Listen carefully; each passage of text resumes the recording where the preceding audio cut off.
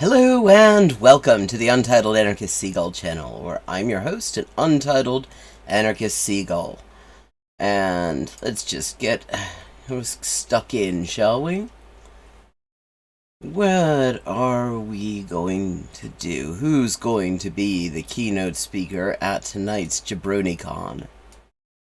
Hey, Kenkiros, ¿cómo estáis? I mean, I have to say, I've been hearing that apparently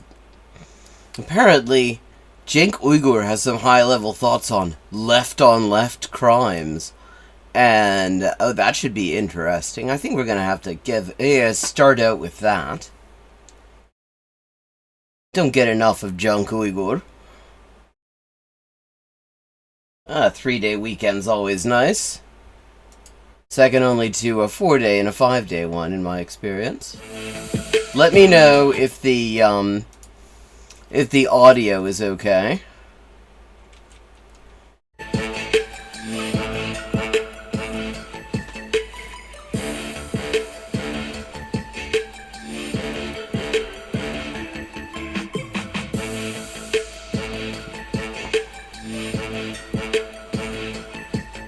Well, I always feel like I'm probably going to lose viewers if I have a credit sequence, an intro sequence that's more than like 13 seconds. This one's going on forever.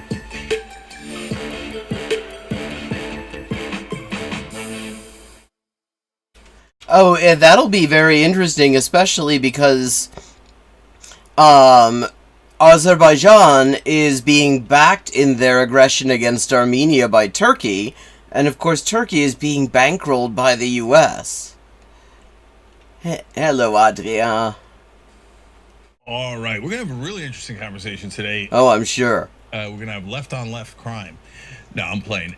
But we do have two really great left-wing writers who have a different opinion about AOC and her accomplishments. And so they both wrote... What accomplishments, though? Pieces about it recently. It's Freddie DeBoer and Eric Levitz. Oh, okay, so, I mean, right off the bat, you've got a fash apologist there. The other guy, Freddie DeBoer, is a dodgy motherfucker. I'm not sure. I'm not familiar with the other guy, though. And Freddie made the case that she hasn't delivered much, and Eric defended her accomplishments. So we thought we'd bring them both on and have the conversation. Oh, God, it's going to be a case of, like, the worst person you know having an accurate take. Wait, this isn't what I thought it was going to be. There was supposed to be some sort of debate involving Brianna Joy Gray, who, among other things, thinks that leftists should work with Nazis. Literally. And... But the only one of those I found was, like, a year ago. Thought that's what that was going to be. Let me see. I'm just gonna see if I missed something here.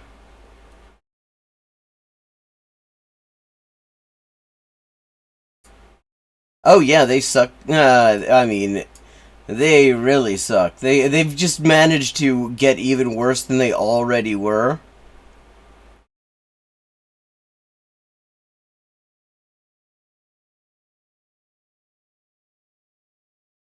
I mean, that's a year ago.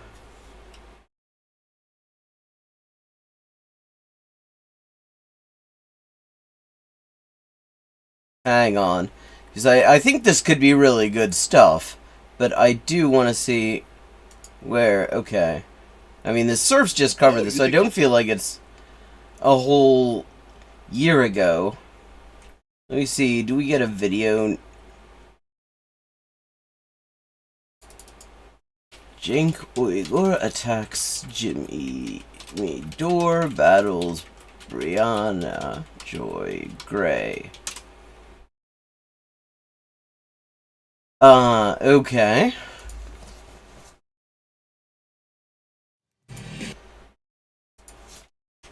Here we go. This is the one that the Surfs are responding to, anyway. And it's like all sorts of just people who suck. Jimmy Dore, Brianna Joy Gray, fucking the Young Turfs. Of the Young Turks, Cenk Uygur, is out with a new book Uyghur. It's not that hard to pronounce. entitled Justice Not Uyghur. is Coming, How Progressives Are Going to Take Over the Country, and America is going to love it. I don't know. It must be an election year that he's putting out crap like this. We love it, but apparently America will. The book argues two main ideas. One, that progressives are correct on substantively these kind of policy issues, and two, see, the term progressives is kind of fucking meaningless. I mean, Hillary Clinton notoriously referred to herself as one, like, during the 2008 election, the 2008 primary against Barack Obama. But, I mean, one thing, for example, that you would think that most people who call themselves progressives would tend to agree on would be, like, trans rights, which fucking the Young Turfs famously opposes. Oh, I'm sure he did. America is actually a very progressive country. Millions of us know that we're part of something larger, and that a movement is already transforming Washington. A movement is already transforming. What? That's cute. Cenk is here with us now to discuss. Welcome. Oh, okay, because the last time I hit one of these The Hill videos around the Young Turfs, there was literally no actual interaction. I wanted interaction. So, Brianna Joy Gray, there were these Medicare for All marches that had heavy participation from, like, literal neo-Nazis. And she outright publicly defended the idea of just working together with literal neo-Nazis. So, yeah, I mean, yeah, she's trash. But then so's Cenk Uygur and so's The Hill. Thank you, guys. Great to be here.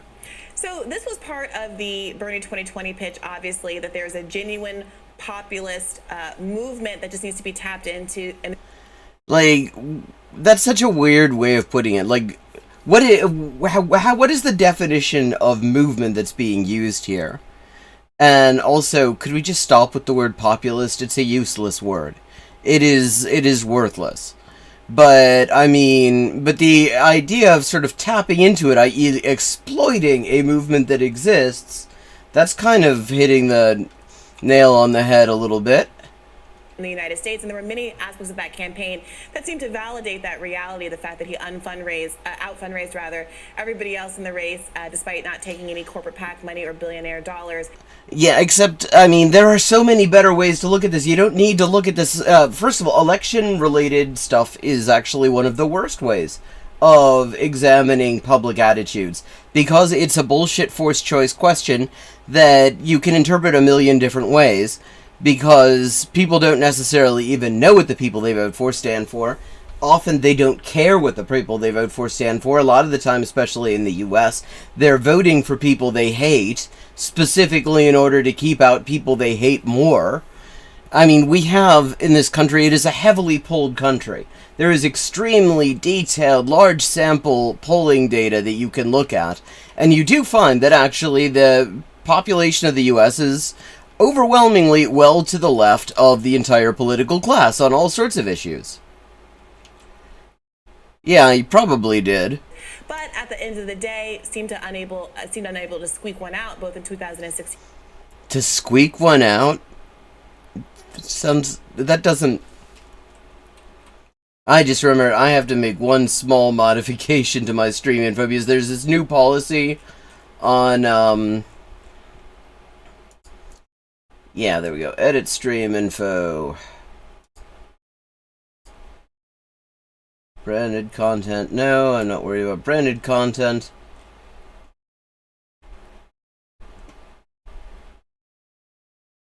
Oh, select content labels. That's what it was. Significant profanity or vulgarity. Now you have to label your stream if you've got that. I don't know what counts as significant profanity or vulgarity. But I swear a fair bit, especially on this stream, and I don't want to find out the hard way what their fucking algorithm's approach to this question is. I don't think I will agree with it. In 2020. So what do you say to folks who push back against the idea that progressivism is actually popular, given that we have not had very much success in the electoral realm? Yeah. this will be interesting because there is a good answer to this. Namely, that simply the ruling class does not actually allow anything beyond an extremely narrow set of options. We have an electoral system that is designed here to all but explicitly ban any kind of opposition party. And so what you have is these two, not identical but totally complementary right-wing parties, one of which is constantly making everything worse and just bragging about how much worse they're making things, and the other one is constantly coming up with excuses about why they can never improve anything. I mean, and within the electoral system, that's all you've got. And these primaries are just dodgy as hell. By any normal standards of, like, free and fair elections, these things are an absolute just nightmare. Progressivism is actually popular, given that we have not had very much what the hell is progressivism? success in the electoral realm. Yeah. So a decent amount of the book is actually dedicated to that. First, chapter 1 explains that it's indisputable that the country is progressive on almost every issue. I say almost because maybe I couldn't find one, but every issue I looked at, the country's about 2/3 progressive. Yeah, I mean, they're actually to the left of Cenk Uygur and his transphobic ass. And so that might be shocking to people who are used to mainstream media, because why don't we win? Because of mainstream media. Mainstream media creates a mythology that this is a center-right country. That's not why we win. That's not why we. I don't really feel that I'm in a we with Cenk Uygur, especially since he, like, basically thinks trans people should be thrown under the bus. But, no, it isn't. The media do not cause the problem. The media come up with excuses for the problem. The media help, like, avoid identifying the problem. And you always hear this talk about this being a center-right country when Democrats want to explain why their right-wing ass campaigns failed, or why they're not getting reelected, or, you know, when, like, a Democrat gets into office and people are expecting something progressive out of them, you'll get all these op-eds saying, this is actually a center-right country, or you shouldn't go too far on it, which you never hear when it's somebody, like, explicitly right-wing, an explicitly right-wing Republican or something like that. There isn't any kind of similar op-ed pushback where it's like, you know, he's going to realize that this country has deeply seated social democratic values. You never hear that shit. But no, I mean, the reason that we have an extremely narrow, the reason that there is the majority of the population are shut out of the electoral system is that the electoral system is designed to shut out the majority of people. It is designed to ensure that all we are actually getting is a very narrow spectrum of candidates, all of whom are pretty much acceptable to the ruling class. And there's basically no way to break into that. I mean, like, theoretically, yeah, you can start an opposition party. Neat. But unless you can get a huge amount of money together, you're not going to be able to get on the ballot, especially for presidential elections, which are designed on this ridiculous state-by-state basis, despite being a federal office, for which only one person gets elected. I mean, and then you have bogus primaries. I mean, you have the reasons that the majority of the population are shut out of politics are not specifically related to the media.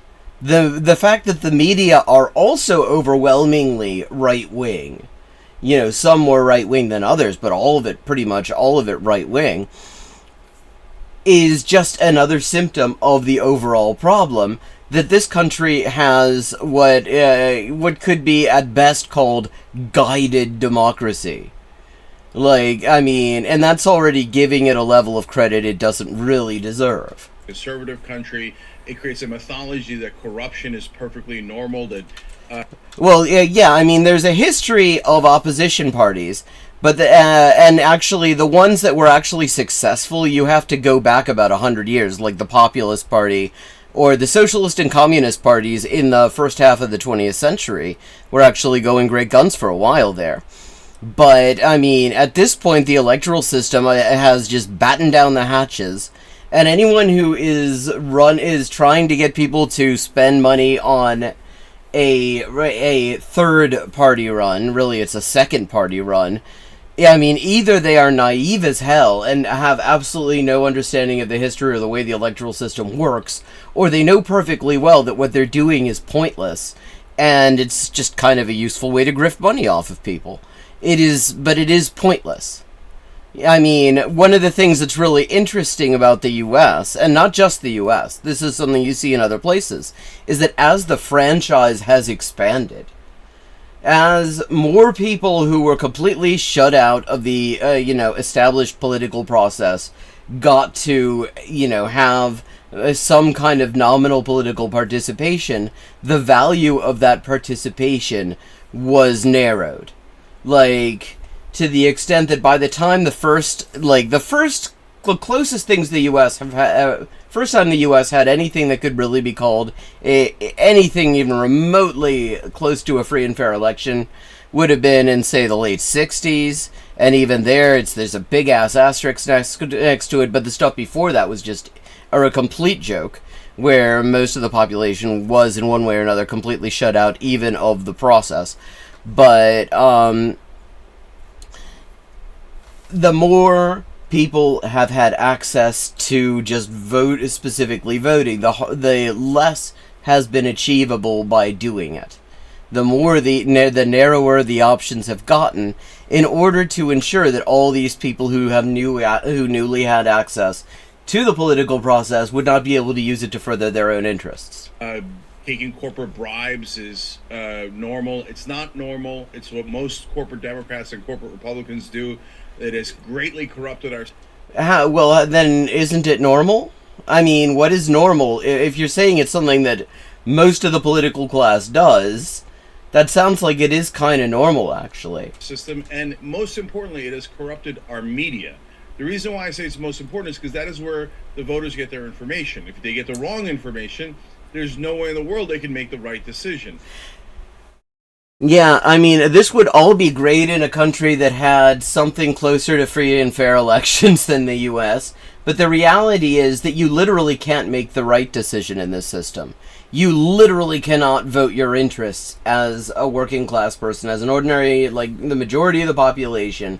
You are always voting against your interests to some extent, because anyone who would actually act in your interest is screened out of the process, and you never get to hear of them in the first place. And corporate media, mainstream media, has been lying to them for decade after decade after decade. I mean, that's not wrong, but that's not the source of the problem. Then progressives will easily win, because the entire country, at least on economic issues, for sure is progressive.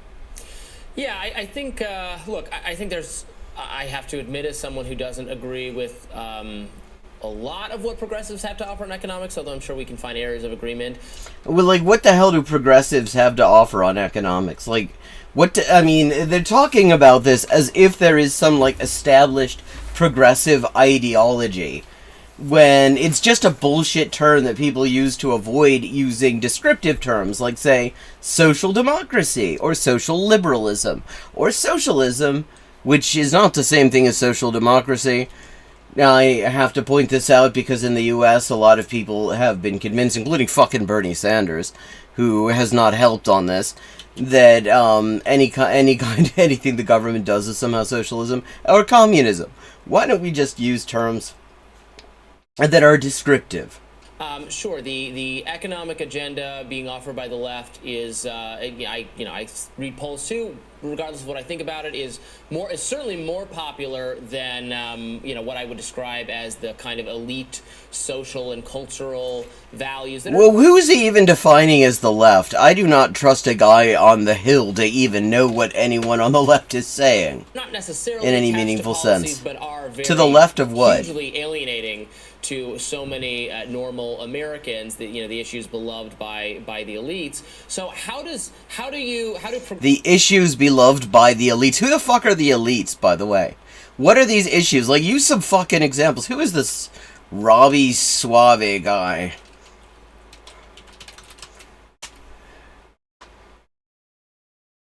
Okay, that's it. He worked for the Holocaust denial magazine Reason. He also defended the little fascist larva from the Covington Catholic who harassed those Native American guys. Yeah, I mean, so he's just a piece of shit. Yeah, I mean, he is a libertarian in the bullshit U.S. sense. So none of this is surprising. Including the fact that he looks like sort of a white Urkel. Get through then, or stop, or stop allowing college professors to speak on their behalf, or the woke employees at institutions that want to cancel everyone. The woke employees that want to cancel everyone. This is the sort of media that we get. That sort of thing that gets associated with progressivism and gives the whole project a bad name.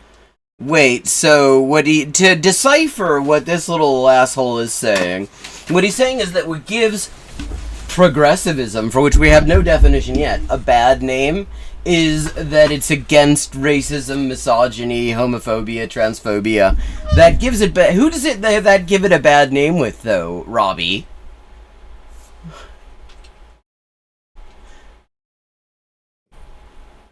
Yeah, so there's a couple of issues there, Robbie. Number one, Robbie. Fucking name is corporate media, both, and when I say corporate media, that has the umbrella of what we consider mainstream media, like well, like what you're on right now.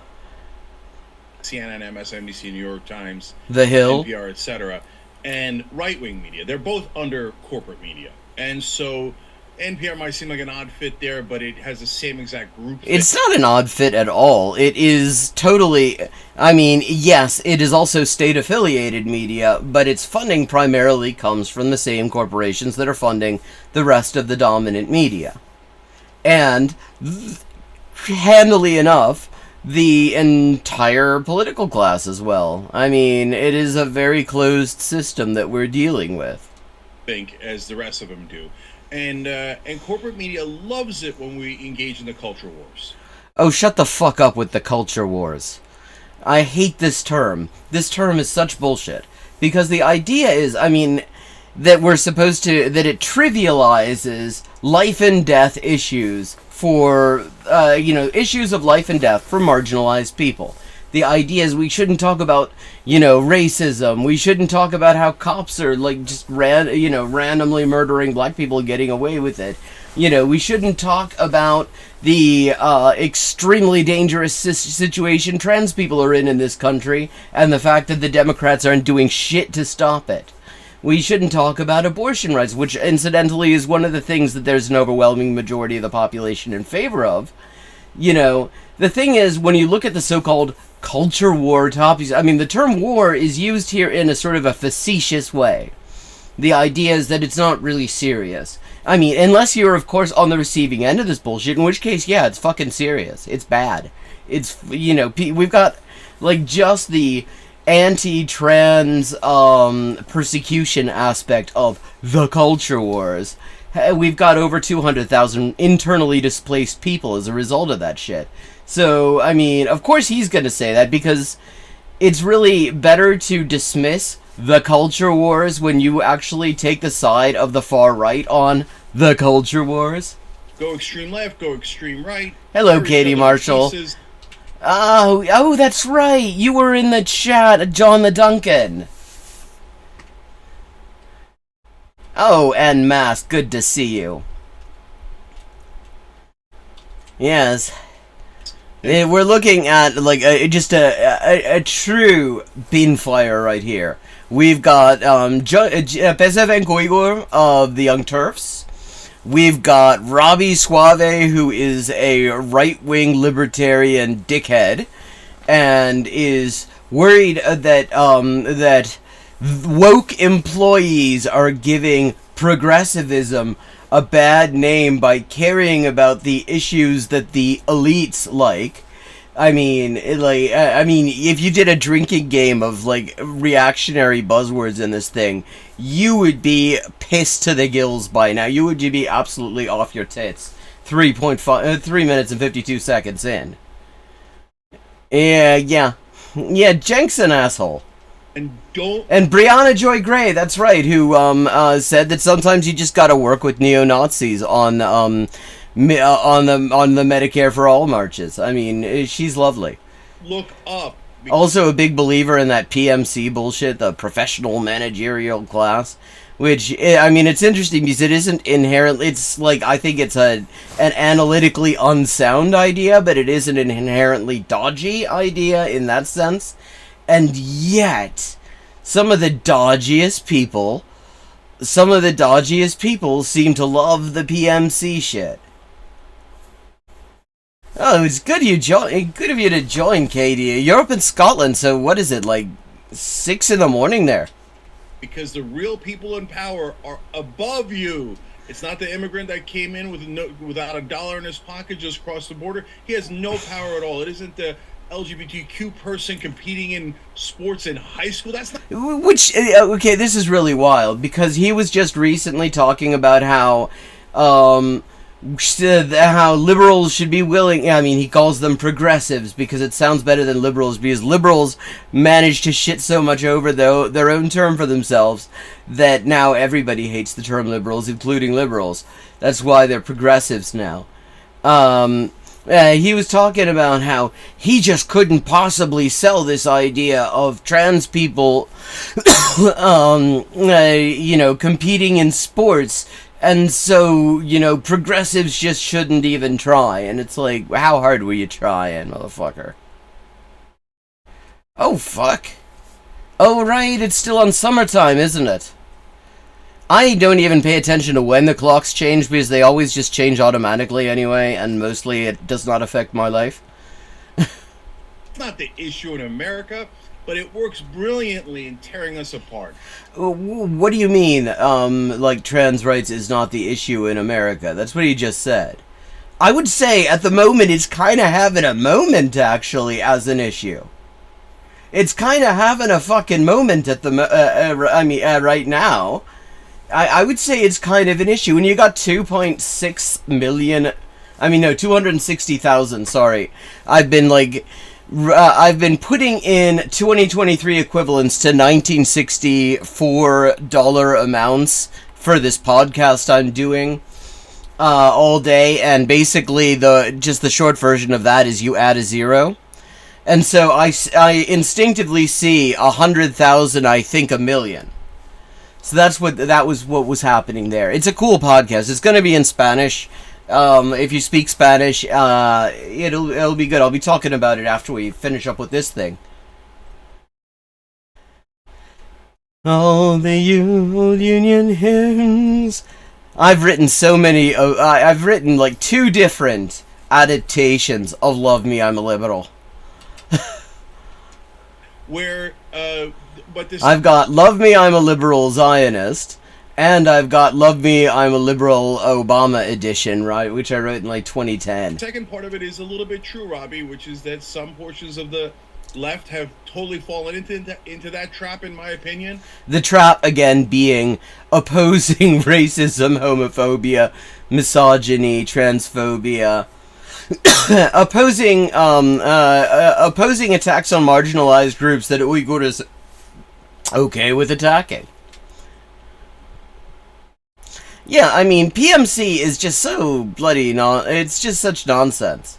I mean, like, what exactly are we supposed to even derive from the idea that this exists as some sort of a separate class, if we even accept it? And are engaging in not only those culture wars, but only those culture wars. Brother, I need you to... Wow, so you're saying, like, he's just very comfortable... everybody on this panel is very comfortable just using this dismissive bullshit term, culture wars, so that they don't have to talk about what exactly they're actually talking about.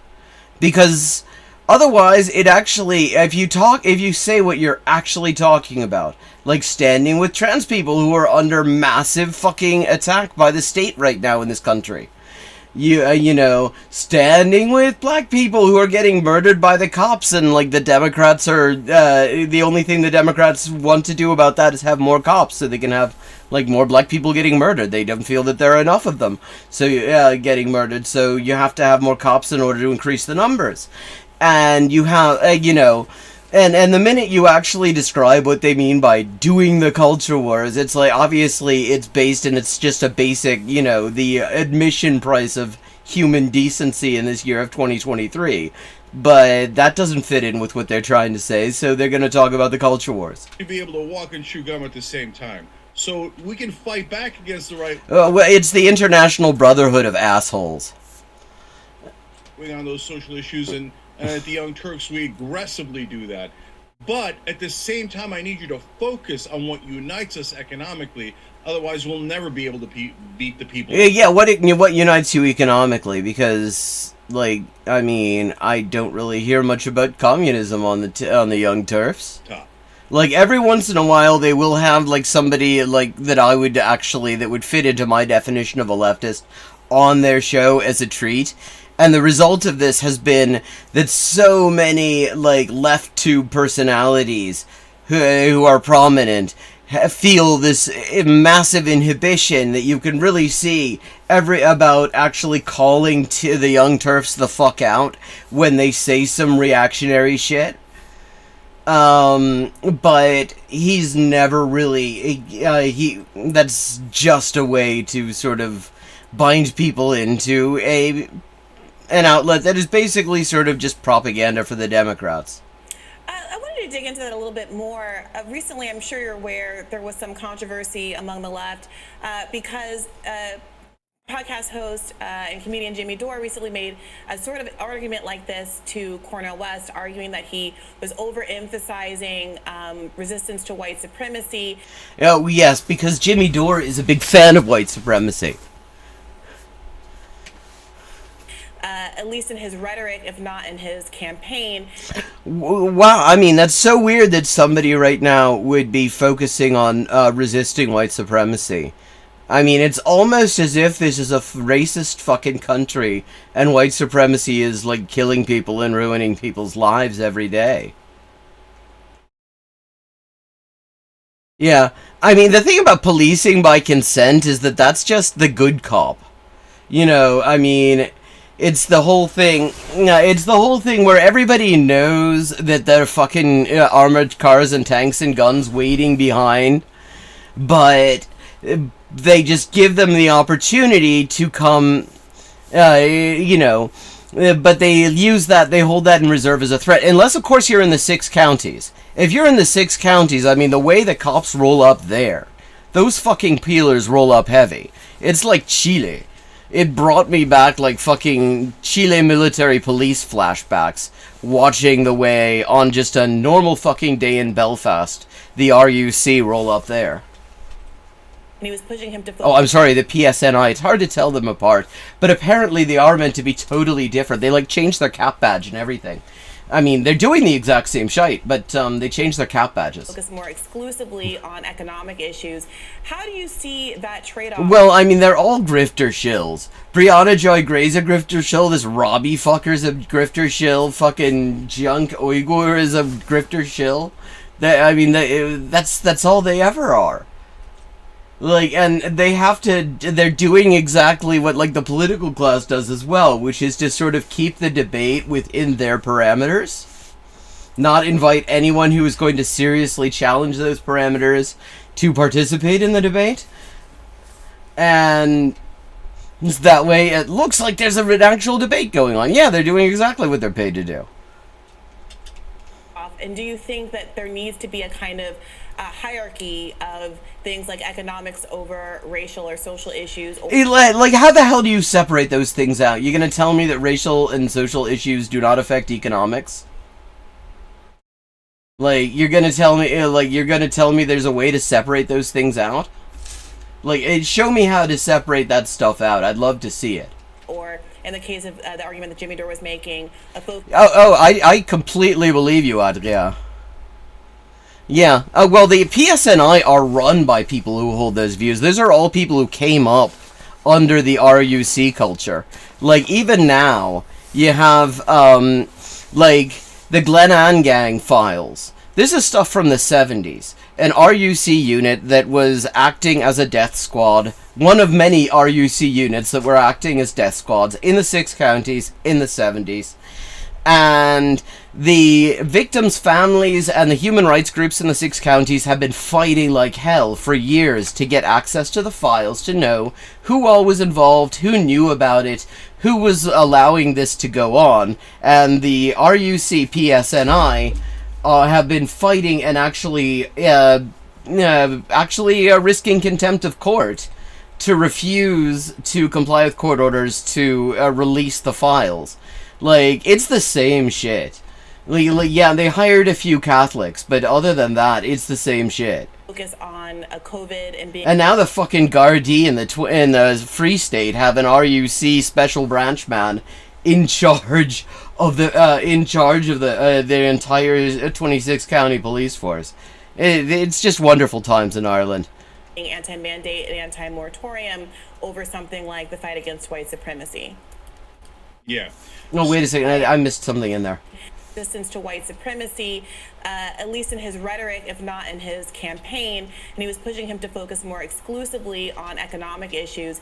How do you see that trade-off, and do you think that there needs to be a kind of hierarchy of things like economics over racial or social issues, or in the case of the argument that Jimmy Dore was making, a focus on COVID and being anti-mandate and anti-moratorium? Yeah, how is that? That's not a focus on COVID unless you're actually on the side of the virus.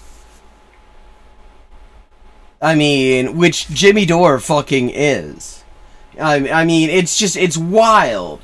I was watching the Surfs the other day. I was watching some VOD from the Surfs, and Lance talks about how it's a good thing that COVID's endemic now. That was a good thing vaccines gave us, and it's like, no, it's not a good thing that a disease that in like 10 to 30% of the people who get it will cause permanent disability to one degree or another is endemic. That's actually a really bad thing. That was never a good thing. That is a thing to fight. Like, when we've had lots of horrible diseases that have been endemic, and the only thing for it was to eradicate them.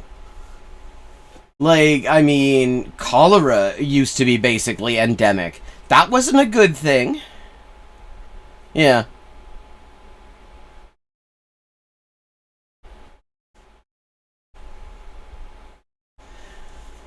Yeah, I mean, it's all, they're all working for the Brits in the end. So, and the Brits are the same as they've always been. So obviously they're not going to be, so the cops who work for the Brits in Ireland are going to be the same cops that they've always been. Oh yeah, it's wonderful if you are like Pfizer, for example. I mean, they think it is wonderful that, you know, all the mandates, all of the precautions have been thrown to the wayside. And this is actually a great segue, because I meant to bring this up. But there were some great, very worthwhile resources that came my way, and I would like to send them your way. This is called How to Start a Mask Blog. It is various organizations talking about how to fight this fucking pandemic in a period in which the government is totally fucking pro-virus. It is all sorts of things on mask distros and mask fit testing and where to get them and stuff, and fundraising. Looks like, I haven't really fully read it, but it looks amazing, so I'm dropping that link in chat. So that's the first thing. And the second thing is, we have some of the, like 15 of the top doctors in Austria wrote what in German we would call a Brandbrief, literally a fire letter, which is to say a letter dealing with some extremely, you know, urgent problem that cannot be postponed. So, and they are writing against the policy of the Austrian government, along with the other COVID fuck-up countries like the US, Britain, and Sweden, and Canada, much of the world has not followed this approach and has actually ended up doing much better than the COVID fuck-up countries. But, so they don't want to be a COVID fuck-up country. And they wrote this open letter to the medical associations of Austria, and somebody did a very good job translating it and adapting it to an international audience. So here we go. Now, I'm going to read you just an excerpt of this. I'm dropping the link here in chat. Again, it's another Google Doc. It's very good stuff. I mean, it's not even so much a conspiracy, so much of it is right out in the open. Like the way the US has dismantled all the detection infrastructure and changed the definition of deaths and excess deaths in order to cook the books. They've been pretty open about that. It's you know, if you know where to look for the information, it is there. It is not being hidden in that sense. It just isn't really discussed. So here we go. I'm just reading an excerpt here. It is common practice in science to use currently available research data to make predictions for the future. The scientific community has been conducting intensive research in the area of COVID-19 and its sequelae for over 3 years. We have extensive preclinical, clinical, and post-mortem data from around the world. Once you are aware of these data, the handling of the pandemic and the management of this health crisis are absolutely appalling. We cannot take responsibility for the continuous, unmitigated spread of a vascular damaging neurotropic virus such as SARS-CoV-2, where prior infections fail to provide long-term protection against future infections. Due to infections and reinfections, people are losing their healthy life years, and the excess mortality rate is persistently too high. In Europe alone, 36 million people have become chronically ill owing to SARS-CoV-2 infections. COVID-19 is not just a runny nose or a common cold, it is a systemic, primarily vascular disease that spreads mainly through the respiratory route via aerosols. And it goes into everything we know about what it does, and just how completely disastrous it is to be letting this run rampant. Oh yeah, I mean, the insurance companies have been doing okay in all this. Pharmaceuticals industry's done pretty well too. Meanwhile, the one thing that remains as highly effective against getting and spreading this virus today as it was back in January 2020 is the one thing that just happens to be not required, not recommended, and dismissed in the media, i.e. well-fitting, high-quality N95 or FFP2 masks. But here we go. So I just wanted to drop those in there because I really want to spread that. Hey, River Rune. Yeah, weren't we just talking on John the Duncan's thread chat? That's two people who've come in here from John the Duncan's chat that I was in the other day. We are looking at just a raging binfire here. We've got Brianna, it's a joy to work together with Nazis Grey. We've got Junk Uyghur of the Young Turfs.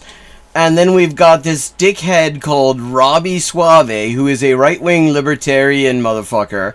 And they're all talking about how, basically, the culture wars should be abandoned. And she's like right now talking about how maybe there should be whether Jimmy Dore, who this is somebody that you talk about like he's a serious analyst. I mean, of course. She's talking about, he said something like he had told Cornel West that maybe he should lay off talking about white supremacy because Jimmy Dore's a white supremacist and it makes him uncomfortable. And so she's asking Junk what what he thinks of all this shit. You know, in the US, there was a free N95 program by the federal government, and there was zero publicity of it. And then it ended, and that was like the first most people who even had spent time looking into this, paying attention, reading the scientific literature, looking for all this stuff. People, I mean, like, in my family, we talk constantly about this. We're constantly following this stuff because the combination of immunocompromised people and research and biological research science in one person here. So we do sort of a journal club here. Nobody fucking knew about this, and then until they terminated it. And then that asshole Ashish Jha said, like 2 weeks after that they'd announced they were no longer doing it, why didn't you go and get masks from the free mask program? Because he didn't even know that it had ended. Like, it's just like, it's just such an interesting sort of shit show. Against white supremacy. Yeah. So, this gets super nuanced. So let me walk through all of it as quickly as I can. First, the number one problem with Jimmy Dore's approach is... Well, he's fash, and he doesn't really give things all that much thought. He goes and mainly agrees with the right wing on social issues. You mean sort of like you do, Jeg? Why are you disagreeing with him? And then says, oh, like I'm not going to agree that the vaccine doesn't work. Sorry, I'm not going to agree to things that aren't true. I'm not going to agree that the election was stolen. I'm not saying that Jimmy's saying that. I have lost track of what the crazy rambling. Although, I mean, it would be really nice if somebody would agree that it does not work the way we have become used to vaccines working. Like, because a big part of the problem, though, a big part of why we have such a disaster here, is that people are used to vaccines where you can take it and forget the disease exists. You take the polio vaccine, you can basically live as if there was no such thing as polio. You get MMR, you can live as if there was no such fucking thing as measles, mumps, and rubella. Same with, like, DTP. Yeah, it's a Turkish name. The C in Turkish is pronounced like a J. Cenk Uygur. Cenk Uygur. So that's what people are used to with vaccines. Something that you can set it and forget it, and you're sorted. And this was never that. If you go back to like the British Medical Journal, back in late 2020, they were already talking about how the clinical trials were premised on the idea that this was not a vaccine where you could just forget about the existence of the disease. That this was a vaccine where there would still be a significant number of people that would probably be getting it and experiencing all sorts of sequelae from it. And the thing is that people needed to be told that. People needed to be told that this is a thing that only provides relatively short-term protection. That this is a thing where you can still get it and you can still spread it. And that precautions are still required. Hello, Honeydew. I think you're new here. Kyle Kulinski. I always confuse Kyle Kulinski with Luke Turdkowski. Well, yeah. I mean, there's some vaccines that are keeping up with it. Soberana from Cuba is doing a really good job against Omicron. Novavax, as well, has done a really amazing job against variants. And there are in vivo studies in macaques, in monkeys, that show actual sterilizing immunity. I mean, we're right now waiting. They're just beginning slowly to approve the idea that the population most likely to get infected and spread the infection, i.e. my age group, of like fucking 18 to 50, should also have access to these vaccines. I mean, but then it's taking them longer to approve fucking Novavax, which is the one I want because everything I've read says it is much closer to providing the level of protection we need than the other things that are available.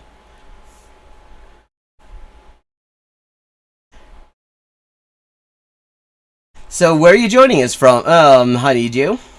And let me see. Or have you been in chat before? In his head or what he says out loud, but he keeps trying to bring the left over to the right wing. Well, you mean kind of like you're doing, except that he's actually a lot more open about it. That's not how you do it. You say, look, it's not that you guys are moving your position or that we're moving our position. Except that you kind of have. It's just that we're finding common ground in the places where we agree. Oh, yes. That's always great when you find common ground with the far right. That's always a wonderful idea. That never... I mean, I wonder if there's, like, a whole history of this happening. Of this, like, actually being a strategy fascists consciously use because it disproportionately benefits fascists and harms everybody else. You can get the Cuban vaccine if you go to Cuba. It is available, but Novavax is based on the same tech, and there's some indication that that it may actually be superior, although I have not seen head-to-head trials. I mean, they're both protein subunit vaccines, and they both are far superior to the mRNA vaccines, as from what I've seen anyway. Against against both infections and severe consequences and all that shit. There's also this interesting anecdotal shit on Novavax, or also known as Nuvaxovid, of people with long COVID getting it and suddenly having their symptoms either substantially improve or just straight up go away. It's anecdotal. Nobody seems to be studying that angle in a systematic way. But it's interesting, and, I mean, I wouldn't dismiss it. I hope somebody is studying it properly. Yeah, well, that's, I mean, the UK HSA, and whatever that vaccine... I mean, your vaccine advisory group in Britain is headed by a guy who still believes in fucking herd immunity. I mean, it's, like, really amazing just how openly they're fucking it up in Britain. I mean, and then they try to blame the collapse of the NHS on junior doctors and nurses striking, as when in a lot of areas, like friends of mine who are nurses working for the NHS, they'll say, like, actually they had higher staffing levels at a lot of places during the strike than they do normally, because the Tories and fucking Labour have gotten together to just dismantle the health service and hand it over to their mates. Both of us can take yes for an answer, but you should not sheep herd your audience to the right wing. That's what you're doing when you say to find common ground with fascists, which is what they're both saying. I mean, they've all the people on here. I mean, apart from fucking Ravi Suave, who is basically... I mean, he doesn't need to find common ground with fascists. He's basically already fascist-adjacent to begin with. I mean, that's what you're doing. It's just that, I mean, they're trying to be a little bit more slick with their shit. It's not at all productive. Now, in terms of hierarchies, like I said earlier, you don't need a hierarchy. Why do we have to debate and vote on, is this social issue? Well, when you say that we shouldn't do the culture war... You're saying there's a hierarchy, and the stuff that primarily affects marginalized people can take a shit. That's a hierarchy. Yeah, I mean, I just filled out... I mean, I don't even live there anymore. I used to be in Wales. I filled out the consultation, and I was unsparing in my contempt for the idea that this is any kind of solution to any kind of problem, and just repeatedly said, it's preposterous to blame strikes on the crisis that is engulfing the NHS. The problem is it's improperly funded. If it were being properly funded and properly staffed, and you didn't have an immigration policy that is chasing away and persecuting the people who make the fucking health service work, you would probably not have any problem at all, and there probably would be fewer strikes because you'd be paying everybody properly. I'm sure that fucking Jeremy Cunt, or whoever's in charge of the NHS these days, will get right on that. Issue more important, or is this economic issue more important? It's not that hard to do both. It's not. Well, you've been arguing against doing both, motherfucker. So when they pass laws against trans people, gay people, etc., in these states, when they pass a law saying we shouldn't teach real African American history in Florida, you can fight back against that, and at the same time... Oh, well, it's nice that we have your permission, Cenk. It's nice that we have your permission for that. Hey, Republicans, you know that 3/4 of you agree with us on paid family leave. We'll take yes for an answer. Come on, let's go do paid family. Well, yeah, except wait a second. See, yeah, this is true, and the thing is, the bait and switch here is the assumption that the people who are like saying that they vote Republican and also are for paid family leave are necessarily actually particularly active in any other respect. That is not something you can immediately assume. And the thing is, actually, I mean, the whole trans genocide policy is extremely unpopular amongst people who vote Republican, it turns out. They did not sign on for this. They wanted to do racism, you know, like the Republicans always do, and now they're having to pretend to get mad about pronouns, and it's like they knew how to do racism. They were used to it. They got a whole long tradition of it. Now they got to learn all sorts of new slurs and shit. I mean, it's like switching from Twitter to fucking Blue Sky. Leave together. Let's make sure the moms and dads have 12 weeks off after they deliver a baby. 12 weeks? That's fuck all. You know, I mean, there are fucking countries that give you 18 months. Paternity leave. Like, I mean, in fucking, I believe it's Finland, you get 18 months parental leave. Guaranteed, paid, after you have a kid. 12 fucking weeks, that's nothing. That doesn't even get you past nursing, for fuck's sake.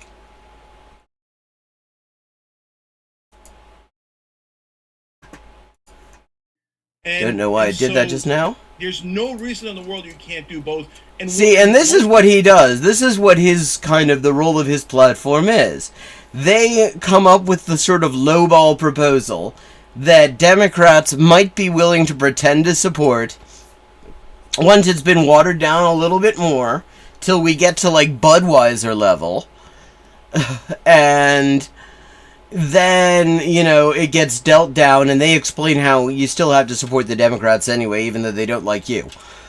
Once you get into hierarchies and prioritizing, that starts internal wars. Oh, you think class is more important than race? Oh, you think race is more important than class?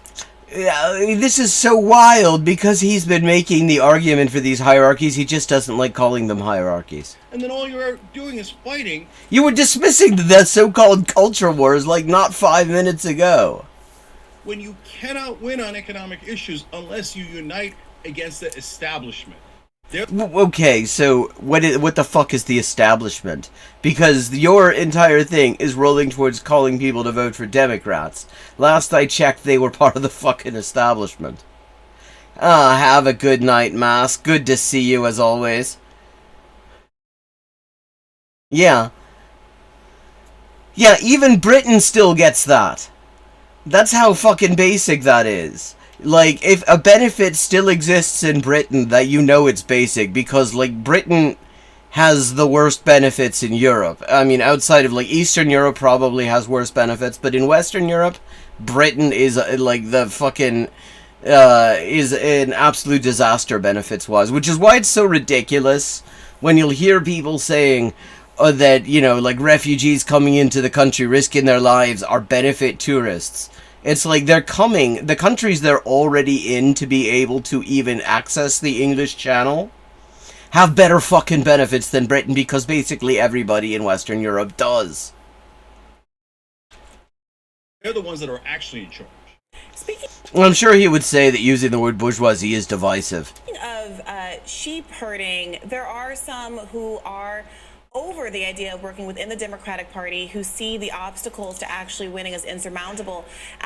Which they are, but so she's going to talk about how their own different approach to sheep herding, but it's equally pointless. After Bernie Sanders, who was better positioned than probably any candidate the left is going to have in generations, was thwarted the way he was thwarted by. He wasn't thwarted, though. He made his deal a long time ago, and if you look at his voting record and you look at his rhetoric, he has stuck to that deal to the letter since the early 90s.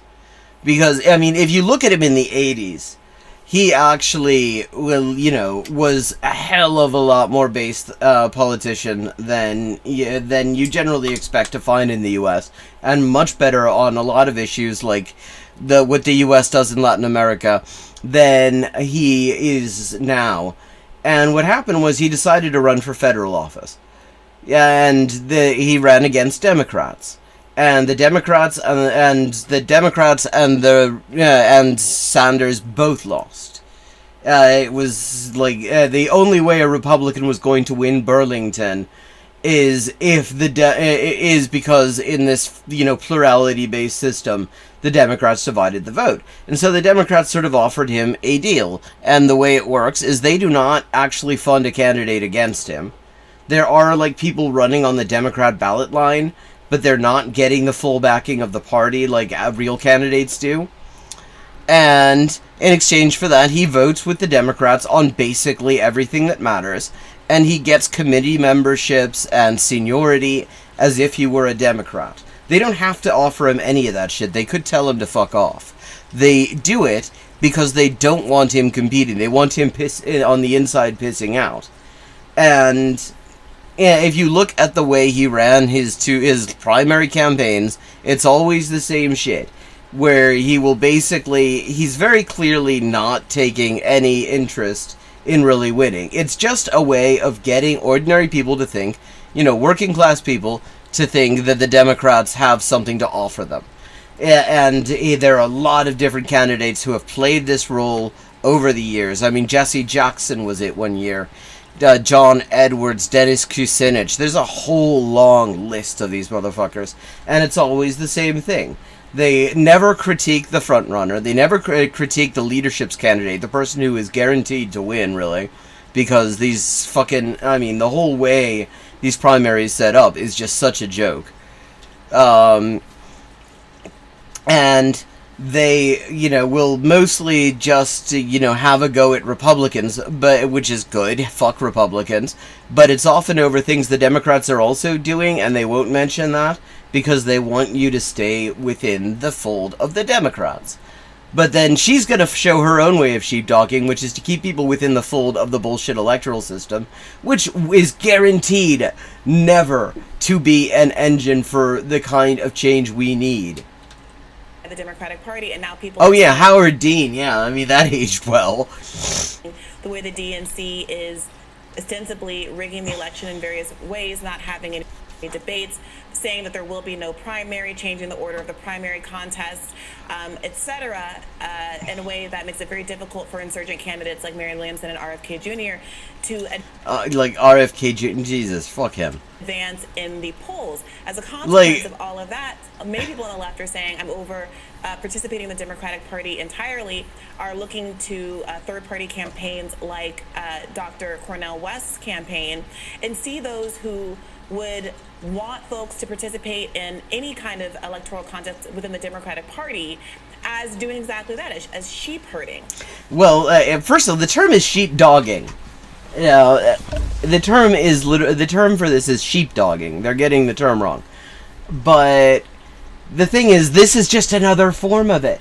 Because every single reason you give for why the Democrats, why there's no point in ever trying to democratize the Democratic Party and turn it into something other than what it is, which is just a handful of people who actually have any decision-making authority, and a whole bunch of people whose entire job is occasionally to turn out and vote for them. But, the same can be said of the electoral system as a whole, which is why these fucking ridiculous second and third party runs are just pointless. They are a waste of time.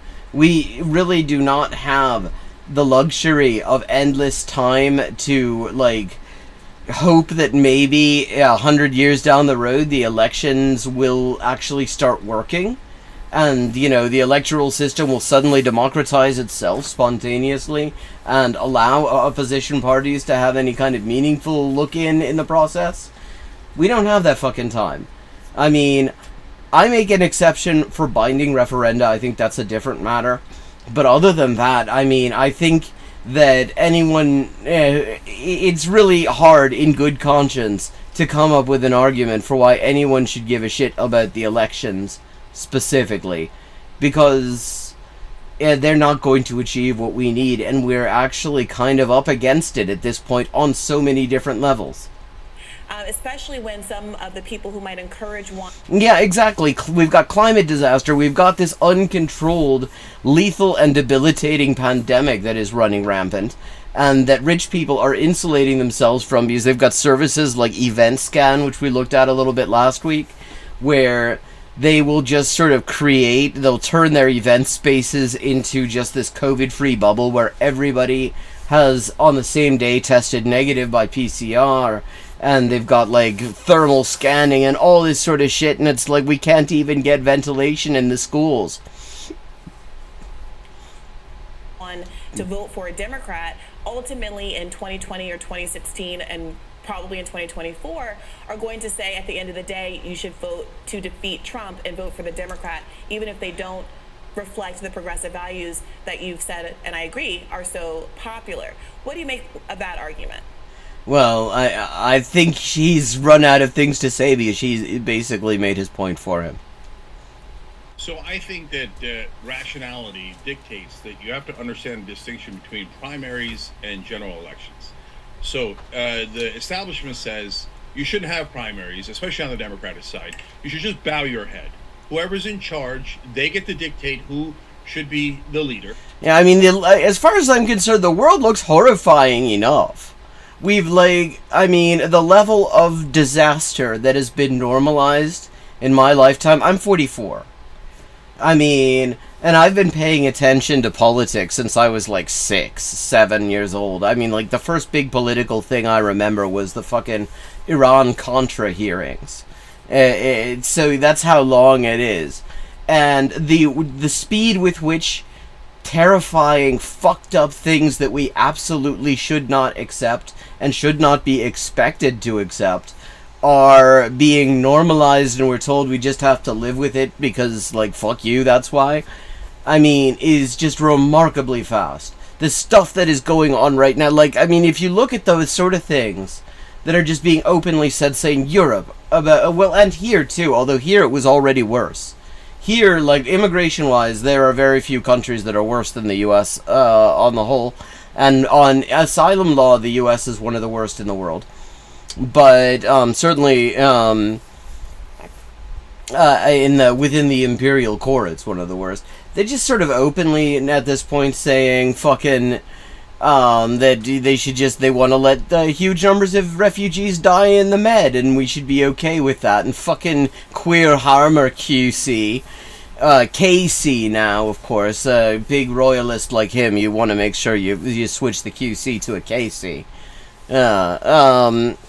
He actually said that that anyone who thinks that refugees should be treated decently is un-British, and it's like that's the best argument for why Britannia delenda est that I have heard. Like, seriously, break up the fucking union already. It'll be even good for England in the end, I think. I think that sometimes, I don't think that solves the problem, but sometimes you have political structures that themselves actually are getting in the way of ever reaching a solution to them.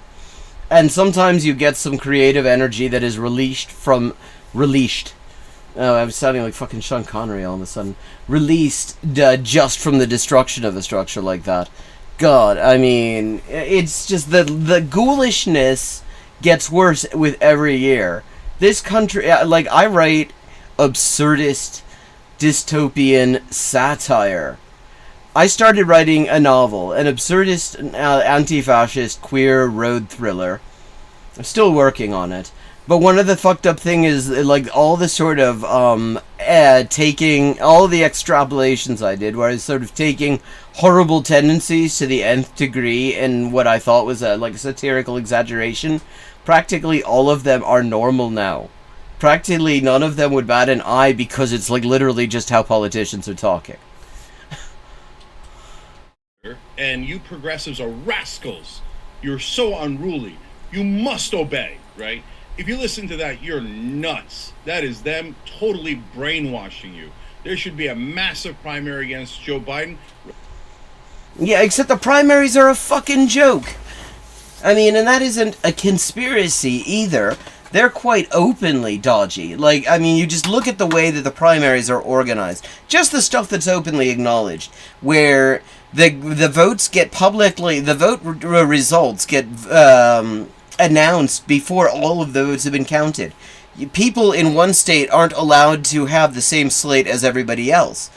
I mean, all these fucking manipulations that are created, that are just basic standards of free elections and fair elections, are not observed by these primaries. They're just an absolute fucking joke. You could have as big as primary as you fucking want. It's not going to change the fact that it is designed to ensure that the leadership's candidate will always get in. Right. Poll out today, 72% of Americans think that he is not mentally capable of running again, that he's too old. 72%. And the lunatics in the Democratic Party and the lunatics in Washington go, yeah, we should run a guy that 72% of the country doesn't think can be president. Well, I mean, this would be the third time in a row that they have chosen the only candidate who Trump has an actual chance against. Against Donald Trump. They say this is the most important election of our lifetimes, but let's run an addled, wounded antelope.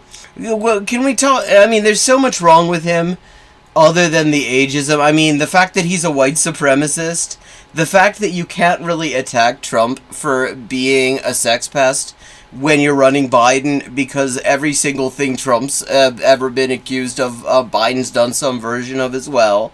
You can't, like, talk about how, you know, Trump's racist, because Biden's closest associates for most of his endless, never-ending fucking career in Congress were people like Jesse Helms and fucking Trent Lott and Strom Thurmond, the Jim Crow caucus. He got into fucking politics because he didn't like the civil rights movement.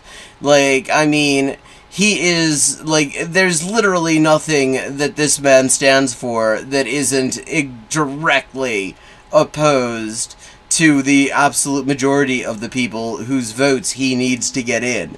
Against this demagogue fascist. How does that make sense? That doesn't make any sense at all. There's just their lust and their greed for power is unbearable. So that's the primaries, and in the primaries, Marianne is, at this point, clearly the best candidate. It's not even close. Well, that really says something for the options. I mean, well, the other option is fucking RFK Jr., the guy who says that fucking the Jews engineered COVID to protect us. And it's like, I mean, those are your options. You have fucking Crystal Wu on the one side, who at the very least like acknowledges that poor people exist, and dunked on fucking Bill Maher. Not that that's hard. I mean, yeah, I mean, anyone who knows anything and has like a basic level of human decency can dunk on that asshole. Versus like just straight up Nazi guy. Yeah, he's like, I mean, he's strongly anti-abortion. He was like anti-LGBT rights explicitly until he had a serious shot at the presidency. I mean, it's like every single thing about this guy sucks. And we can like pretend that our options are limited to what can get through to the in the electoral system, or we can remember recent history, because we, all of us who are sitting here, saw a truly historic nationwide militant uprising against state terror just in the past couple of years. And we've seen like aftershocks of that ever since. And that was already an escalation on previous mass mobilizations we'd seen in the past decade. The way, I mean, people act like that stuff is just sort of like that, like they don't even remember that stuff, and it only just happened. I mean, under Trump, we also had these wildcat strikes by education workers in defiance of their union bureaucracy and state law, and they fucking won. I mean, there's all sorts of stuff we could be doing, rather than hoping that a fucking system that is designed never to save us will suddenly malfunction in a weird way and do the things we need it to do. Okay. I mean, every one of these motherfuckers is essentially like it's 2001: A Space Odyssey, and they're arguing about the best person to put in charge of HAL. I mean, that's what this is. They're arguing over the best person to put in charge of the sentient computer that has decided that you having access to oxygen is not in its best interest, and therefore you will not have access to oxygen. Okay. But as you see there's one thing I wanted to quickly correct, because in my opinion, I don't think the Democratic Party has much power at all. So they set the debate. Yeah, of course he doesn't, because if he admitted that they actually have any kind of power, which of course they fucking do, because right now they're in charge of the federal government. If he admits that, then he has to admit that they do things because they want to do them. And the entire grift that liberals like him do is to claim that the Democrats are just being forced to take these positions. They're being forced not to do good things. They can't do good things. They have no way to do good things. They only control the executive branch of a country that has killed millions of people. How would, they only have the top job of the part of the government that can literally have people killed. I mean, and then, it turns around and then, a Republican gets in and suddenly the presidency is all-powerful. Which, indeed, it really is in a lot of ways. I mean, in, textbooks of constitutional history, it's called the imperial presidency because of the amount of power that has gradually been brought under the White House umbrella that was never actually constitutionally specified as being executive power. But they have to pretend that the Democrats don't really have any power, or they can't, because it's the only way they can defend what the Democrats do. If the Democrats have agency, then, their whole argument is out the window. They set this, they set that. I understand that, but they don't rig votes. They just set all the context. And I hate the rules that they set. Wow, they only set the context. I think they're deeply corrupt. But that's not the number one problem. The number one problem is media. No, it isn't. I mean, and there's what he says about the media is that it's completely full of shit. I mean, completely true. I'm doing a whole epic length fucking video essay on media literacy. I'm continuing to work on that. It is enormously long. It is going to be divided up into chapters, so you don't have to watch it all at once, but I mean, if you did, it would do wonders for my stats. So I mean, if you have, I don't know how long it's going to be. It's going to be longish. It's 8,000. My script is 8,400 words, and there's still some stuff I need to add in. But I mean, the media we have are the result of the society we live in. The media are propaganda organs for the people who own them. And the people who own them, and the people who finance these political parties, are basically, that Venn diagram is a fucking circle. All of this stuff, you can't, you can't just say the media are the problem, or the Democrats are the problem, or the Republicans are the problem. They're all parts of the problem. The problem is the structure of the society we live in. We live in a society where a handful of rich ghouls own everything that the rest of us need to survive. And the result of that is that they have outsized power over everything else that goes on in the society, because everybody needs the things we need to live. If you own the fucking economy, as capitalists do, even if they're acting individually, in their just individual class interest, they're going to end up doing things. They have all sorts of options to torpedo any kind of progressive policy that gets in the way of their interests, even if it's coming from the government, because it's what's called a capital strike, basically. So you can talk. I mean, the media suck, the political system sucks, but that's all because the structure of our society sucks.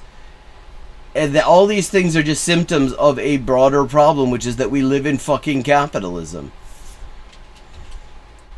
If Marianne Williamson got the same amount of respect and coverage in the media as Joe Biden did, Donald Trump, Vivek Ramaswamy gets, then Marianne would be in a real contest with Joe Biden. But the media freezes her out, shames anyone who supports. Oh, she's not serious. Like, Well, I mean, she's really not.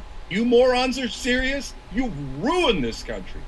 I mean, it's so rich, him talking like this, when this is exactly how he's been talking to supporters of fucking trans rights, to people who actually care about what happens to the people on the painful end of what he likes to call the culture wars. This is the exact same shit that he uses. Oh, you're not serious. You're gonna cost us votes. Like, because he's such a master electoral strategist.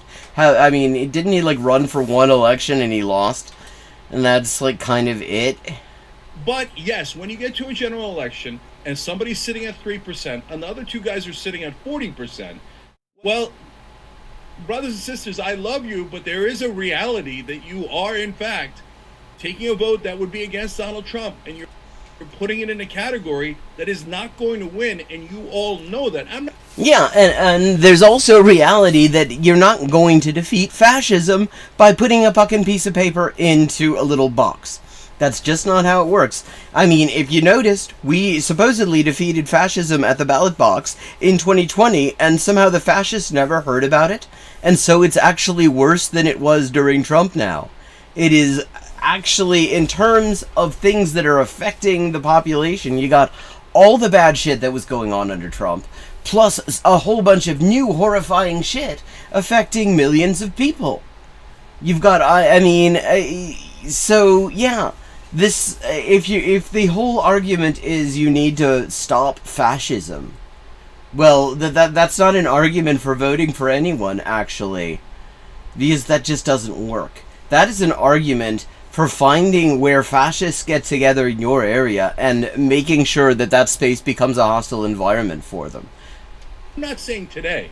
I'm saying if you get to election day, and the polling still shows that, and don't give me this crap about, I don't believe in polling, I think 3% could magically turn into 51%. But if on that day, your candidate's definitely not going to win, why would you help Trump? Why? Why would you help him? Well, it just makes no rational sense to me. Let me ask you this, Jang. Well, why would you help Biden by that? Why do we... I mean, it's already ridiculous that we're looking at this just in terms of a bunch of rich people's careers. Why would it help Biden, help Trump? Fuck Trump, fuck Biden. We need to help ourselves. They're not going to be the ones to help us. The only way we're going to ever do that is by organizing in our streets, in our neighborhoods, in our fucking workplaces, and actually fighting for ourselves rather than hoping that one of these motherfuckers is going to come good and do right by us. That's not going to happen. Why would the Democratic Party... I mean, even if it were to happen, it would only happen because they were fucking scared of what would happen otherwise. Which means, again, the only way that electoral politics actually has any utility is if you're electing people who are very scared about what will happen if they don't do right by working class people. Ever stop... You don't want to characterize it as rigging. I will. Rigging the primary, disallowing a primary. Why would the media ever stop putting its finger on the scale the way that it does?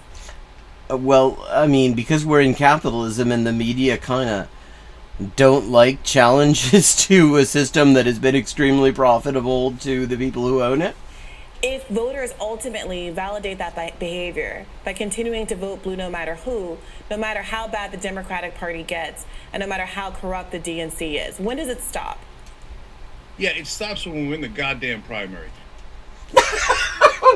That's what you've got. That's what you fucking got. So, like, literally, it stops the time that when you've got Lucy right there holding the football, it stops when you kick that field goal. That's when it stops, according to Cenk. Fucking hell. I mean, this is an obvious question, and it is a good question, namely, at what point does there stop being a point to, like, make this all about the differential badness of two horrible pieces of shit? I mean, that is a reasonable... she's coming from an unreasonable perspective in this regard because she's, like, pretending that there's any point in backing an opposition party in a system that de facto bans them. And there isn't. There simply is not, and I really just don't have... It's hard to take anyone really seriously who claims otherwise, because it just isn't. Like, I mean, there's absolutely no right as a political party to have any kind of publicity, and the result of that is that, you know, you're shut out of the debates, you're shut out of the television, you don't get any fucking airtime. All you get is being shut on by all of the media, and you have to raise ridiculous amounts of money to even be able to compete. I mean, it's a joke. There is literally no good reason, there's no reason to believe that that is actually a viable idea. But, I mean, for him to be acting like the reasonable thing is that it stops when the primaries, which will always favor the leadership because they are designed in a way that the House always wins. I mean, and that's not, like, a secret. You look at the way, you know, these things like the way candidates can just hand their votes over to somebody, I guess to another candidate, the way they can just sort of drop out and consolidate their votes at a given point, at a strategic moment. The fact that the vote doesn't all happen on one day, which means that the candidates who have the most money will always be favored, and that's pretty much always going to be the leadership's preferred candidates. You have all these sorts of things. So the idea, when we win the primary, like, that's like that's just bullshit. You're not going to. And you know you don't care. And the reason you can tell that this motherfucker doesn't care is because he's just basically told you he will always be backing whatever piece of shit the Democrats put on. He will never say, maybe there's another thing that we need to be doing, because this is his horizon. This is all he's got. Electoral politics is all he's got. He's just a shill for the Democrats. Yeah, I mean, like, and the fucking Nevada primary was also a joke. I mean, the whole thing as a whole is just ridiculous.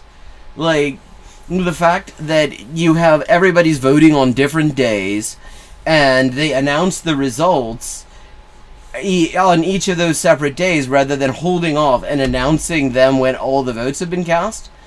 And the whole result of this is that some people simply can't afford to continue on, and they get to just hand over their votes to whoever. I mean, the whole thing is just such an absolute joke. So saying his fucking off-ramp is when we win the primary, I mean, Jesus, this fucking guy.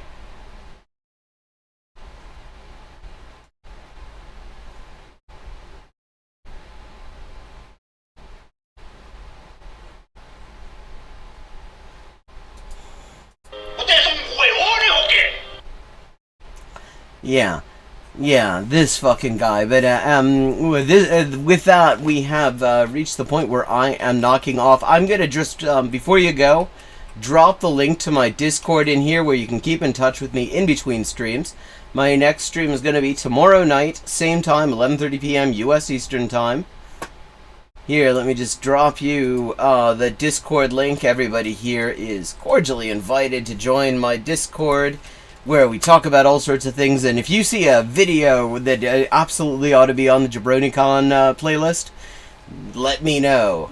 I love to get suggestions, because it means that I don't have to find all the shit myself.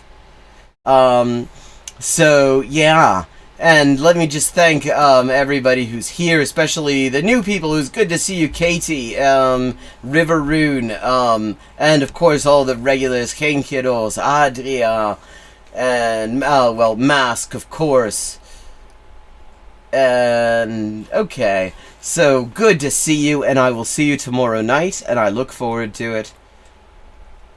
Have a good night.